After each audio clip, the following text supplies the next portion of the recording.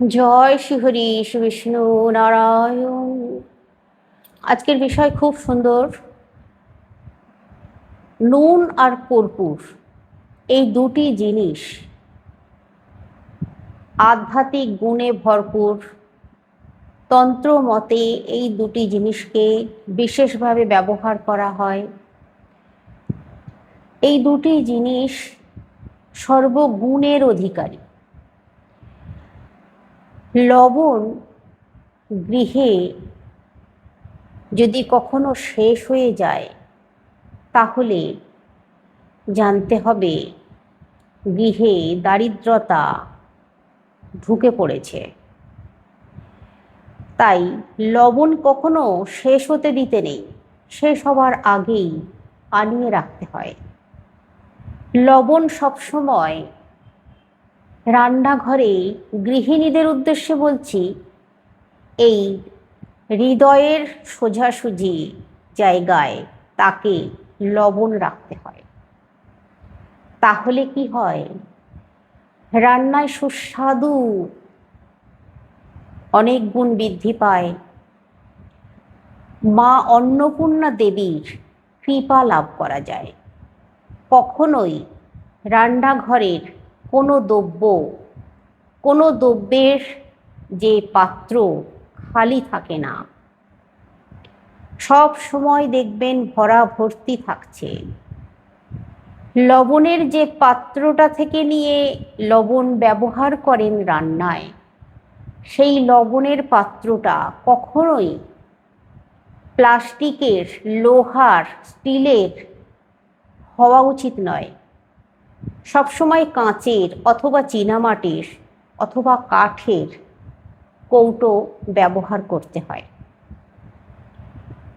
লবণ যখন রান্নায় ব্যবহার করবেন, হাত দিয়ে লবণ ব্যবহার করতে নেই।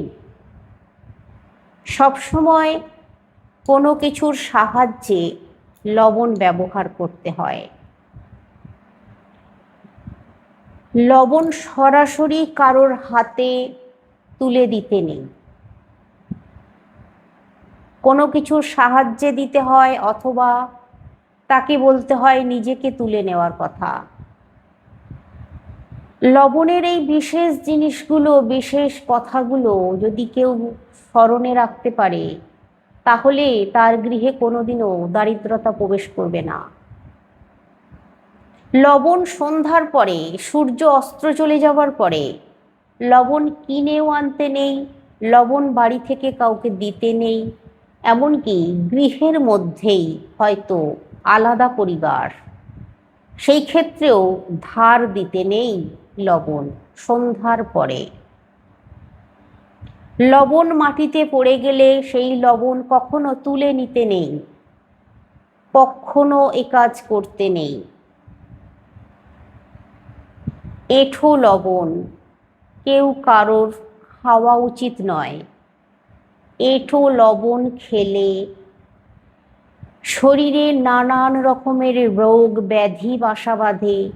তারপর দারিদ্রতা শিকার হতে হয়, ঋণের দায়ে পড়তে হয়। লবণ যখন আপনারা রান্নায় ব্যবহার করবেন, চেষ্টা করবেন প্রথমবারে যে লবণটা দিচ্ছেন সেটাই যেন সঠিক মাপে হয়। বারবার রান্নায় লবণ দিতে নেই। এই জিনিসগুলো একটু মেনে চলতে হয়। লবণের বিশেষ কটি টোটকার কথা বলি, আর তার সঙ্গে আজকে থাকছে কর্পূর। কর্পূর ভীষণই আধ্যাত্মিক শক্তির সঙ্গে জড়িত। কর্পূর গৃহে সবসময় যদি কারোর থাকে, তাহলে সেই গৃহে সব সময় একটা শান্তি, একটা প্রসন্ন ভাব বজায় থাকে। তো আজকে বলবো লবণের কথাটা, যেটা বলছিলাম, আপনারা আপনাদের রান্নাঘরে যদি একটি কাঁচের শিশিতে খানিকটা লবণ রেখে তার মধ্যে 3টি লবঙ্গ গেঁথে দিয়ে সেই লবণের পাত্রটা রান্নাঘরের ঈশান কোণে রেখে দিতে পারেন। 3 মাস পর পর এই পাত্রটার লবণ খালি করে এই লবণটা কোনো গাছের গোড়ায় বা কোনো জলে, প্রবাহিত জলে দিয়ে দেবেন।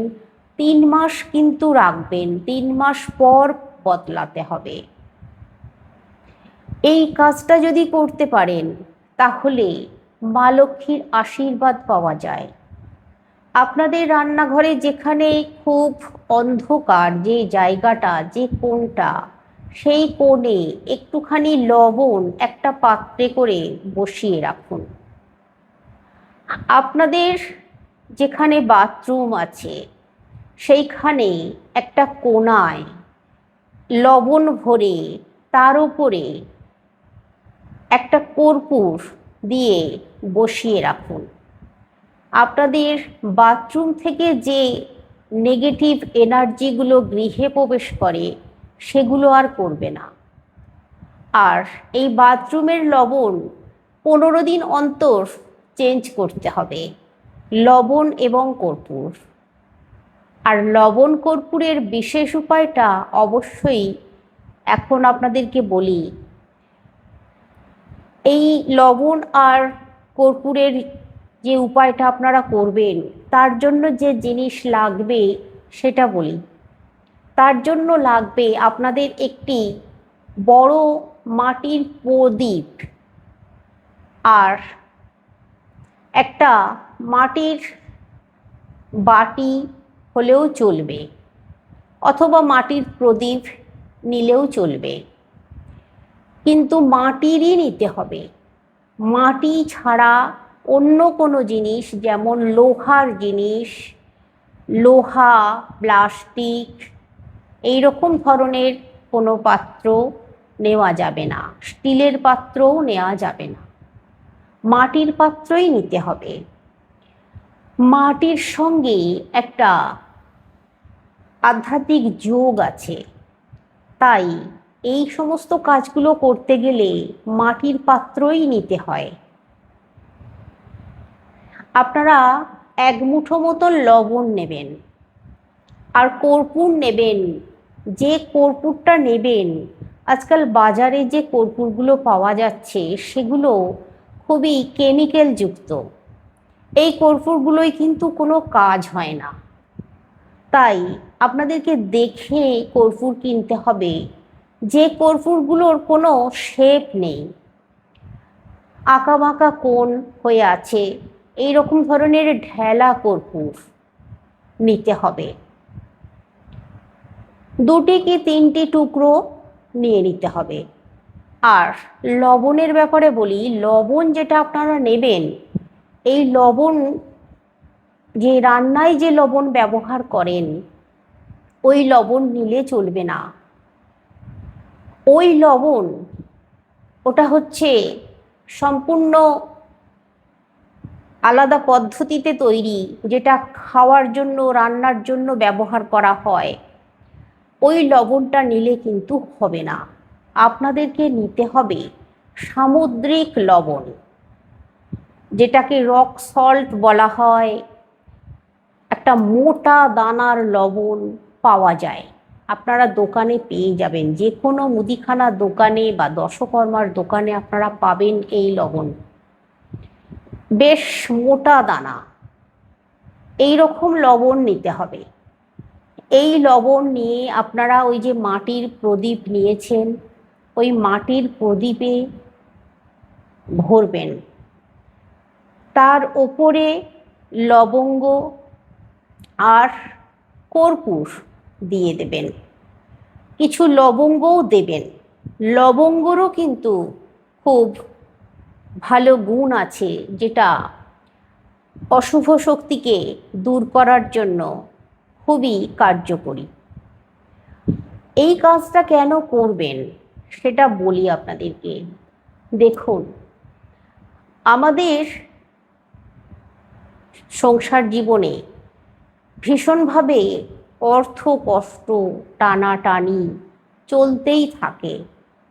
একটা ঋণ শোধ হয়, আবার একটা ঋণ এসে যায়। আমরা যখন একটু বড় হই, একটু সুখের মুখ দেখি, তখন আমাদের প্রতিবেশী বা কারোর তরফ থেকে তাদের একটা হিংসা মনোভাব আমাদের মধ্যে আসে, এমনকি আত্মীয় স্বজনদের কাছ থেকেও চলে আসে, যেটা কিন্তু অজান্তেই একটা অশুভ প্রভাব বিস্তার করে। সেটা হয়তো আপনারা বুঝতে পারেন না। যেমন ধরুন, কোনো কেউ আপনার বাড়িতে এসেছে, সে মুখে খুব মিষ্টভাষী মিষ্টি মিষ্টি কথা বলছে, কিন্তু তার অন্তরে জ্বলে যাচ্ছে, আর সেটাই বিষ হয়ে অশুভ হয়ে আপনার গৃহে প্রতিফলিত হচ্ছে। তো তাই আপনারা হয়তো নিজেদের অজান্তেই ঋণ করে ফেলছেন। একটু সুখের মুখ দেখলেন, অহেতুক উল্টো পাল্টা ভীষণভাবে এলোমেলোভাবে খরচা করে ফেলছেন, মানে বাধার পর বাধা এসে যাচ্ছে। কাজ করছিলেন ঠিকঠাকই, আবার দেখা যাচ্ছে কাজে বেশ ঘাটতি চলে আসছে। এসবগুলো কিন্তু হয়, এগুলো মানে কারোর মনের একটা ভেতরের আঘাত থেকে হয়। তারপর নজর দোষ, কুদৃষ্টি, এগুলো তো থাকেই। এগুলোর কারণে হয় উন্নতিতে বাধা চলে আসে। এইসব নানান রকম দোষ ত্রুটিগুলোকে কাটানোর জন্য সবথেকে শ্রেষ্ঠ উপায় হচ্ছে এই লবণ আর কর্পূরের এই উপায়। তার সাথে কটা লবঙ্গও নেবেন। তো এই উপায়টা করলে দেখবেন কিছুদিন মানে পর আপনারা বুঝতে পারবেন কতটা উপকার পাচ্ছেন। সব রকমের নেগেটিভিটি তো দূরে যাবেই, এমনকি আপনাদের গৃহে সবসময় একটা যে অশান্তির বাতাবরণ চলছিল বা কাজে উন্নতি আসছিল না, সব কিছুই বুঝতে পারবেন যে আস্তে আস্তে সব ঠিক হয়ে যাচ্ছে। তো করবেন কি, ওই যে নিয়েছেন লবণ ভরে নেবেন ওই প্রদীপের মধ্যে বা মাটির যে বাটি নিয়েছেন তার মধ্যে। এবার ওই যে কর্পূর লবণের উপর রেখেছেন, আপনারা এই কাজটা করবেন সন্ধ্যার সময়।